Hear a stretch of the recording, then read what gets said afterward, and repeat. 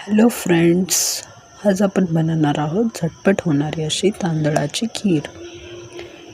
त्यासाठी मी 1 वाटी तांदूळ 1 तासभर पाण्यामध्ये भिजवत ठेवलेला आणि कुकरमध्ये 4 वाट्या पाणी घेऊन तो भात असा मऊ असा शिजवून घ्यायचा आहे आणि त्याला व्यवस्थित असं स्मॅश करून त्यामध्ये 1 वाटी गूळ आणि 2 ते 3 चमचे साखर घालून व्यवस्थित असं मिक्स करून घ्यायचं आहे।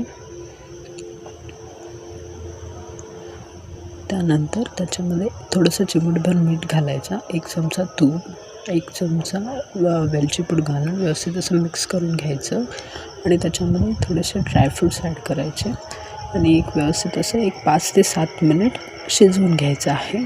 तयार आहे आपली तांदळाची खीर। गरमागरम सर्व करा दूध आणि तुपाबरोबर।